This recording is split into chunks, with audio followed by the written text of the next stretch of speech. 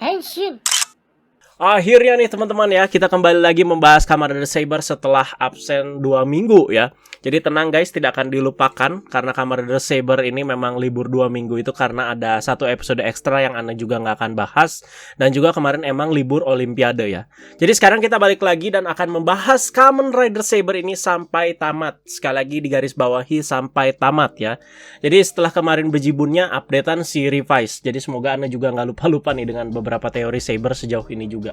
Nah, sebelum kita lanjut ke bahasannya, Anda dapat kiriman yang keren banget dari Toko Project, yaitu ini dia, Hadouken Kurosu Saber. Jadi ini seperti ada hard case yang kayak cross saber gitu teman-teman ya. Ini benar-benar keren banget dan unik banget dan beda sama yang lain teman-teman. Karena di sini ada kayak hand gripnya gini ya. Jadi sekarang coba Anda pasangkan di HP Anda ya nih. Ini pasti bakal keren sih. Nah, keren kan tuh? Wih, jadi ini ada hand gripnya teman-teman, yang kayak seperti bentuknya itu kayak Hadouken cross sabernya si Tomang ya. Nah, jadi kalian bisa kayak gini nih megang HP-nya nih. Tuh. Wih, jadi aman nih teman-teman ya. Selain aman, terus juga keren. Dan juga ini hard case ya jenisnya. Jadi kalau kalian mau teman-teman, silakan kalian hubungi aja langsung Toko Project ya. Untuk link pembeliannya, untuk link Toko Project-nya ada di deskripsi teman-teman. Sekali lagi terima kasih Toko Project. Ini Ana, wah keren sih ini keren sih asli. Beda sama yang lain. Wih, jadi mantep HP Ana. Oke, jadi langsung saja teman-teman, kita bakalan bahas. Jadi menurut Ana ini adalah episode yang pas banget atau jadi seperti kayak prelude sebelum final battle ya. Bahasanya itu calm before the storm gitu. Jadi banyak beberapa hal yang terjadi di episode ini. Jadi langsung aja kita bahas satu persatu teman-teman ya. Seperti biasa Ana udah bikin beberapa pembahasan atau poin-poinnya. Jadi pertama itu ada barrier yang dibuat oleh si Toma dan kawan-kawan di episode-episode lalu untuk menahan invasi dari lapuknya si Wonderworld ini. Akhirnya itu pecah juga. Jadi udah pada batasnya lah ya, karena udah dibilang sama Tante Sofia juga nggak akan bertahan lama. Sehingga invasi yang menyebabkan kehancuran di dunia nyata itu berlanjut. Jadi dunia nyata itu terkena efeknya juga ya, karena katanya si Wonderworld dan dunia nyata itu sudah terkoneksi. Jadi ada beberapa orang yang terkena dampaknya karena ini, atau lebih tepatnya karena lapuknya si Wonderworld ini. Jadi pertama, ada Yuri yang perlahan itu dia semakin menghilang ya. Mungkin karena memang wujud dia pedang dan source kekuatan dari pedang suci tersebut ya berasal dari Wonderworld. Jadi ya logis aja gitu. Terjawab ini ketika si Tassel mati ya. Dia udah memprediksi kan, dia udah ngegumam sepertinya ini giliranku nih pas si Tassel mati kan, pas udah langitnya merah. Ini kayaknya maksud dari si Yuri ya. Jadi ketika dia kehilangan temannya si Tassel ini, berakibat dia juga bisa hilang. Oke. Dan kedua ada Tante Sofia yang semakin menghilang juga. Di atas kan Yuri itu tidak menghilang karena ada teorinya. Karena dia itu dilindungi oleh pelindung dari pedang cahaya. Jadi kalau nggak ada Kogoken gitu ya, ya udah dia hilang gitu ya. Padahal wujud asli dia ya Kogoken gitu. Di saat-saat menghilang, si Yuri ini memberikan pelindung dari Ankoken Kurayami ke si Tante Sofia, sehingga si Tante Sofia itu tidak dibiarkan menghilang ya. Dalam arti lain teman-teman, untuk saat ini Tante Sofia itu harus megang Ankoken Kurayami agar tidak menghilang. Aduh, ini arahnya kalian udah tahu ya kemana ya. Karena udah rame juga kan kemarin bertebaran gambar si Kalibur itu. Ya pokoknya kalian tahu lah artinya apa ya. Jadi Ana bahas nanti karena ada beberapa poin yang Ana mau sampaikan soal itu ya. Jadi cukup membagongkan juga sih. Tapi kalau secara teori sebenarnya ya harus kayak begini. Cuman ya adalah gitu ya. Nanti Ana bakal jelasin nanti teman-teman. Oke, jadi udah tahu ya arahnya mau kemana ya. Nah, kenapa si Tante Sofia juga bisa ikut hilang? Karena eksistensi dia itu sebagai imitasi Luna yang adalah Wonderworld itu sendiri. Selain itu wujud dia juga kan tercipta dari buku. Jadi mungkin terjawab ya. Jadi di sini Ana coba breakdown kenapa nih karakter-karakter ini tuh menghilang karena lapuknya Wonderworld gitu ya. Jadi Ana cuma mau jelasin aja gitu. Terus ada Luna juga yang perlahan seperti menghilang. Nah, akhirnya di sini terjadi juga ya. Jadi selain menghilang dia tuh kayak merasa kesakitan gitu. Jadi terjadi juga ini setelah kemarin-kemarin Ana bertanya-tanya kenapa nggak ada efeknya gitu ya. Padahal kan Luna yang merupakan Wonderworld itu sendiri. Jadi sekarang terjadi juga. Itu dia untuk 3 orang yang terkena dampaknya ya. Jadi selain itu pedang suci dan juga Wonderite Book, pahit-pahitnya kekuatannya itu bisa menghilang. Jadi sudah jelas source kekuatan dari para DX ini yaitu dari si Wonderworld ya. Jadi kekuatan-kekuatannya yaitu ternyata Wonderworld tuh ini gitu. Semakin di breakdown lah. Nah, sekarang bahas soal Storius yang akhirnya sudah mendapatkan Grimoire Wonderite Book. Karena ingredients-nya itu udah lengkap sejak episode kemarin ya. Wonderite Book-nya sih sama kayak si Omniforce dan si X-Workman. Jadi emang repaint. pengaplikasiannya juga sama, cuman dimasukin ke buckle-nya aja. Dan di sini muncullah juga Kamen Rider Storyus di episode ini. Jadi official name-nya sempat jadi perbincangan di beberapa forum. Ada yang bilang Kamen Rider Storyus, ada yang bilang Kamen Rider Strius. Tapi menurut Ana sih Strius itu cuman kayak penulisan aja. Bacanya sih tetap Storyus. Itu sih masalah pelafalan orang Jepang aja gitu. Kayak gimana ya, kayak Ultraman Taro tuh punya jurus Storium kan, tapi ditulisnya Strium gitu kan. Nah ini dia, mungkin sama aja tulisannya Strius, tapi kita tetap bacanya sih ya Kamen Rider Storyus aja gitu ya. Sound Henshin-nya sih ya cukup mengerikan, autotune banget ya. Menurut Ana sih terlalu autotune banget si sound Henshin-nya. Tapi Ana lebih suka sama si Solomon sih, soal suara Henshin lebih gimana ya? Lebih simple tapi lebih kena aja gitu intimidasinya. Dan muncul juga di sini efek-efek lumpur gitu macam Death Stranding ya kalau Anda lihat, dan muncul sayap hitam juga dari badannya si Storyus. Banyak yang bilang katanya kayak Argus gitu ya. Tapi kalau Anda sih vibe-nya si Storyus mulai di sini udah macam Mother Miranda di RF Village ya. Bentuk ridernya sih Anda nggak terlalu protes teman-teman ya. Cuman lucu aja gitu lihat mukanya yang kayak ada buku nemplok gitu. Selain itu juga si Storyus ini melakukan Edo Tensei, alias menghidupkan orang-orang yang sudah mati kepada 4 dewa kebijakan. Sempat lupa, nah ini pernah ada di tengah-tengah cerita Saber ya. Jadi dewa kebijakan itu sebelumnya apa ya, yang kayak kalau ada misalkan ada aturan-aturan ya dewa kebijakan yang ngatur di si Sword of Logos.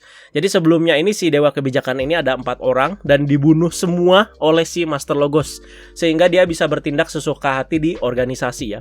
Anda juga hampir sempat lupa, akhirnya disinggung lagi di sini.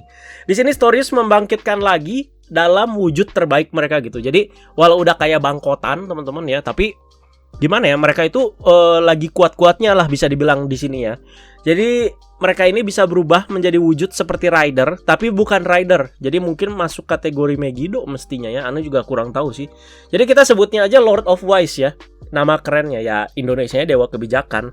Jadi kalau kalian bilang, repent lagi, bukan repent Pak, tapi lebih tepatnya ini recycle ya, dari pasukan-pasukan yang ada di Zero One. Tapi menurut Ana nice-nice aja kok. Sekali lagi, mau repent kah, mau recycle, kalau menurut Ana ya Ana enak liatnya, ya udah nggak akan diperdebatkan gitu. Nah, Ana udah up di fanpack soal si 4 Lord of Wise ini ya, berdasarkan klarifikasinya. Jadi pertama itu ada Lord of Wise Spartan, bersenjatakan blade besar dan juga axe. Terus ada Lord of Wise Highlander, bersenjatakan scythe ya, atau sabit gitu. Terus ada Lord of Wise Diago, bersenjatakan dual rapier. Terus ada Lord of Wise Kwon, bersenjatakan dual blade. Ya, seperti itu teman-teman. Nah, selain Lord of Wise, ada bocoran sedikit juga sepertinya episode selanjutnya si Storyus ini tuh akan membangkitkan si Zuo sama si Regiel. Dan terlihat si Zuo sama si Regiel juga outfitnya itu kayak pas 3000 tahun lalu, pas mereka jadi manusia ya, sebelum jadi Megiddo. Pokoknya di sini setelah melakukan perlawanan sama Lord of Wise, hasilnya semua kesatria ini kalah ya. Jadi ada satu alasan juga yang kuat yang membuat mereka kalah di sini, karena dewa kebijakan itu yang membuat teknik pedang yang dipakai oleh para kesatria. Waduh, bahkan Toma di sini dengan cross saber-nya juga nggak berdaya, Pak. Udah ya. Bahkan itu serangannya yang bisa nyerang pakai semua pedang itu bisa kayak diserap terus di-copy balik gitu ya. Itu gila sih, teman-teman. Jadi situasinya ini udah benar-benar sangat-sangat genting. Dunia udah mau hancur, orang-orang juga pastinya udah mau hilang. Para kesatria juga di sini udah hopeless ya, karena si Storyus juga ternyata sekuat itu. Bahkan Lord of Wise aja sekuat itu gitu. Storyusnya kayak tidak tersentuh, untouchable gitu. Jadi ada momen kecil yang bikin Ana cukup salut, dimana lagi keadaan down gini dan hopeless gini, Kento jadi orang yang jadi pemberi motivasi gitulah teman-teman ya, buat rekan-rekannya. Setelah kita tahu gitu hampir 3/4 serial dia itu pesimistis dan juga skeptis banget ya. Jadi inilah ada developmentnya juga gitu. Ada perubahan karakter yang lumayan berarti di masa-masa yang krusial gini. Nah, setengah episode ini merupakan momen emosional aja menurut Ana ya. Jadi karena kita tahu para ksatria sudah akan dihadapkan dengan final battle yang benar-benar menentukan di sini. Jadi setiap ksatria atau karakter di sini diperlihatkan sisi mereka masing-masing sebelum pertempuran, kesibukan mereka masing-masing itu, di mana mereka ini dengan aktivitasnya masing-masing terlihat seperti kayak biasa aja gitu ya, kayak kehidupan normal. Padahal besoknya ini mereka harus udah siap mati bisa dibilang. Jadi Ryo Ogami aka Babang Windah di sini yang istrinya juga muncul di sini ya. Jadi sebelumnya kan munculnya di komik aja, ternyata muncul juga di sini di serial. sosial ya. Dan diperlihatkan di mana kehidupan keluarga kecil mereka dengan si Sora di sini. Terus juga Kento mempersuasi Ren untuk join the team, bisa dibilang itu si bocil gagayaan aja megang Mumeiken. Soalnya si Desashi udah menghilang ya. Dan dari yang Ana tangkap percakapan ini, apa mungkin Ren ini akan tetap pada jalan sendiri, jadi kayak solo karir aja dia ya, luntang-lantung kayak gitu. Tapi di case ini dia itu tetap tarung bareng sama yang lain gitu, karena dia itu nggak bisa diem aja katanya melihat kehancuran dunia. Dan lanjut ke Rintaro. Rintaro ini minta bantuan ke si Shindai Basudara ke Liberation yang lagi berlatih mereka ini. Ini menurut Ana gila sih, ini si Angela May wow banget ya. Ini baru wangi-wangi nih. Wangi-wangi Angela May. Jadi nggak cuman itu, dia katanya bilang ada sesuatu yang harus dikatakan ke si Mei-chan ketika pertarungan ini sudah selesai. Waduh, ini pastinya bikin sumringah para ini nih ya, para romance lover ya. Jadi apakah akan menyatakan cinta? Jadi sebenarnya agak nanggung sih, soalnya romansnya juga nggak terlalu banyak digubris ya antara dua karakter ini menurut Ana. Jadi build up romansnya nggak terlalu dapet karena cerita dan teori-teori dari Kamen Rider Saber juga udah penuh banget. Tapi kita tunggulah kayak gimana ya. Soalnya kalau jadi ya udah nggak apa-apa. Kalau beneran ada romance antara Rintaro dan Mei-chan nih ya nggak apa-apa. Tapi Ana lebih mengharapkan di ending itu si Rintaro ini jadi Master Logos yang benar-benar menegakkan keadilan dan membangun lagi si organisasi Sword of Logos itu dengan baik dan tanpa KKN lah bisa dibilang. Berikutnya ini yang paling dalam teman-teman, yaitu trio Toma, Kento dan juga si Luna ya. Jadi di sini Luna itu bingung harus ngapain. Sebenarnya kan cara paling benar untuk sekarang untuk bisa dibilang untuk menghentikan kehancuran dunia ya adalah dengan langsung dipilihnya Toma menjadi pelindung Wonderworld. Tapi kan di sini kan nggak mau menghilang si Tomanya. Mereka tetap ambil jalan yang berduri-duri bisa dibilang, yaitu merebut buku yang sudah diposes sama si Storius. Jadi di sini syukurlah si bocil Luna ini satu ini agak tahu diri lah bisa dibilang ya, dimana dia juga mikirin gimana perasaan teman-temannya si Toma kalau si Tomanya pergi menjadi pelindung gitu kan, udah nggak bisa di dunia itu lagi gitu. Bahkan sampai overthinking si Luna ini ketika si Toma deket-deket sama si Luna aja, takutnya langsung menghilang gitu, langsung jadi pelindung Wonderworld. Makanya agak jaga jarak kan gitu. Ketika dipanggil takut gitu, ketika deket-deket ya langsung jebret. Mungkin bagian Toma tiba-tiba ngelawak untuk sebagian orang terlihat apa sih gitu. Tapi menurut Ana di situ adalah kepintaran si Toma ini untuk mencairkan suasana sembari mengingatkan kenangan masa kecil si trio ini ya. Nah, di bagian ini pasti banyak yang bertanya-tanya, termasuk Ana juga sih ya. Kok bisa tiba-tiba Lunanya jadi dewasa? Belum ada landasan atau dasaran teori sampai kejadian ini terjadi ya. Katanya sih ada kesinambungannya dengan si superhero Senki, di mana ada scene yang Kento sama Luna itu berbaju putih sama si Toma juga. Kita kan belum nonton superhero Senki, jadi nggak tahu juga. Cuman kayak kurang pas sih penempatannya kalau misalkan superhero Senki itu masuk timeline di antara episode 43 dan juga 44 ya. Jadi aneh aja gitu. Kalau menurut Ana sih sekali lagi ini menurut Ana ya, karena ini belum ada landasan teorinya sampai penjelasannya. Gimana ya? Kalau menurut Ana sih ini ya untuk cerita Saber yang udah mendekati akhirnya, ini sosok Luna ini diputuskan untuk menjadi dewasa agar berimbang dengan si Kento dan juga si Toma yang udah berwujud dewasa juga gitu. Kan agak geli juga gitu kalau benar si Toma ini jadi pelindung Wonderworld dan juga berduaan bersama si Luna. Kan Ana udah sempet bilang kan di situ. Kesannya agak gimana gitu. Toma dengan wujud orang dewasanya, Luna seperti itu gitu. Kan jadi kesannya kayak gitu. Ngerti lah ya. Cuman kayaknya konklusinya sih si trio ini yang akan menetap di Wonderworld. Tapi nggak tahu juga ya, soalnya udah ada spoilernya gitu ya. Nah, pokoknya soal teori-teori ini, soal si Luna tiba-tiba jadi dewasa gimana, kalau kalian ada pemikiran-pemikiran juga, silakan kalian komentar aja ya di bawah, teman-teman. Kalau memang teorinya seperti itu, yang Ana jelaskan di atas, yang ya udah Lunanya dijadiin dewasa aja biar berimbang sama si Toma dan Kento, ya itu bakalan jadi plot hole sih ya. Jadi soalnya sosok Luna sendiri kan itu lagi sedang rapuh-rapuhnya karena hancurnya si Wonderworld juga gitu. Terus tiba-tiba Anda jadi dewasa gitu. Jadi scene trio ini cukup bikin terharu sih menurut Ana setelah kita melihat openingnya tiap minggu yang ada mereka bertiga di pohon kan pas masih bocil. Sekarang terwujud juga gitu ya, dan mereka itu semua udah dewasa seperti ini. Jadi menurut Ana sih kalau kita bisa lihat ini benar-benar dalam banget kan, apalagi mengingat lika-liku seperti Luna yang sempat hilang luntang-lantung, terus Kento yang sempat ditelan kegelapan jadi sad boy. Jadi progresnya itu kita harus tahu dulu gitu. Jadi ketika mereka ini bisa bersama bertiga lagi, ini menurut Ana sih ya cukup mengharukan gitu ya akhirnya gitu. Dan muncullah di sini ending scene di episode ini, terutama yang benar-benar epic menurut Ana, ini jempolan banget ya. Dimana subuh-subuh pas masih gelap, semua kesatria di sini bersiap melawan Storius untuk pertempuran terakhir. Menurut Ana ini benar-benar epic mampus ya. Jadi Sindai Basudara nyusul, terus Ren juga nyusul. Ini sembari mereka pergi, sembari matahari juga terbit. Ini luar biasa ya. Dan diiringi lagu yang juga dinyanyikan sama si Tante Sofia, yang judulnya itu The Story Never Ends. Asli, scene ini tuh bener-bener bikin merinding banget Ana ya. Jujur begini doang teman-teman, Ana sampai nangis loh. Jujur ya, begini doang Ana sampai nangis. Nggak tahu kenapa ya, Ana selalu emosional di beberapa bagian Saber.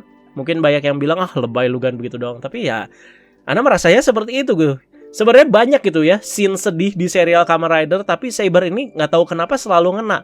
Mereka ngomong gini, mereka cuman begini doang, jalan doang, mau siap-siap battle. Sedih gitu, merinding, sedih, menyadari gitu, Saber ini bakalan tamat bentar lagi. Dan apakah bakalan ada banyak death flag? Nah ini dia yang bikin deg-degan ya. Soalnya Yuri aja udah tanda-tanda itu Pak. Takutnya ya emang benar gitu ya. Ya kita tunggulah seperti apa. Pokoknya ini benar-benar bikin deg-degan lah sebelumnya. Ini penasaran bakal kayak gimana. Jadi mungkin untuk minggu depan sih kayaknya nggak akan buka-buka medsos. Dua episode terakhir lah, 2 atau 3 episode terakhir Ana nggak bakalan buka medsos. Karena pengen benar-benar menikmati ini final battle-nya kayak gimana. Soalnya kan sekarang banyak yang keluar-keluar soal Saber, jadi takutnya jadi terpengaruh gimana gitu.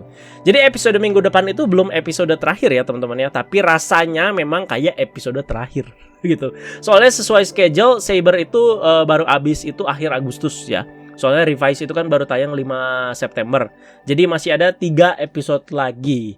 Jadi sekali lagi Ana mau tekankan juga yang gak mau nonton lagi tapi bilangnya ampas Saber, ampas, cepetan lah Saber, tamat lah, ampas lah, pengen cepet Revise lah. Itu sih terserah kalian ya, mau nonton gak nonton lagi sampai tamat atau enggak. Just shut the fuck up pokoknya ya. Kalau nggak mau nonton lagi ya udah diem aja, oke? Nggak usah koar-koar ya. Ana cuma mau bilang yang udah agak drop nonton Sabernya. Jadi Saber ini masih punya 3 minggu lagi untuk membuktikan diri ya. Apalagi vibe-nya ini sebelum final battle-nya ini udah berhasil bikin merinding menurut Ana ya. Ya udah, seperti itu aja pembahasannya untuk episode 44. Berasa sedih sih, jadi mungkin agak gak terima sih karena Saber tamat, nggak tahu ya. Soalnya ini lumayan membekas sih. Jadi sekali lagi emang pendapat pribadi ya, love and hate series. Kalau ada yang nggak suka ya udah nggak apa-apa. Kalau Ana sih ya suka-suka aja dengan si Saber ini. Jadi karena cukup kerasa aja gitu. Dimana beberapa bagian menurut Ana berhasil bikin emosional banget, nggak tahu kenapa ya di sini. Jadi sekali lagi kalau misalkan ada pendapat pribadi teman-teman dan komentar soal episode 44 ini yang menurut Ana sih luar biasa, apalagi di ending scene-nya, silakan kalian komentar aja di bawah. Kalau misalkan ada kesalahan atau misalkan ada yang kurang-kurang, silakan kalian tambahkan juga di kolom komentar ya. Jadi jangan malu-malu juga untuk koreksi dan juga berpendapat. Ayo kita dengan semangat bahas Saber ini sebelum tamat ya. Sekali lagi sebelum dirindukan nanti. Jadi kita bahas sepadat-padatnya, seramai mungkin teman-teman seperti biasa ya. Jadi kita balik lagi fokus Saber sebelum nanti Revise, karena Revise udah banyak banget dibahas kemarin. Kalau kalian mau simak pembahasannya ya tinggal recap lagi teman-teman. Jadi sekali lagi terima kasih banyak teman-teman. Teman-teman jangan lupa like, share, subscribe. Jangan lupa kalian juga follow Instagram Ana di @rezaalexandre dan juga di Agan Reza Plus. Oke, stay healthy teman-teman dan juga stay safe. Dadah kita. Bye-bye.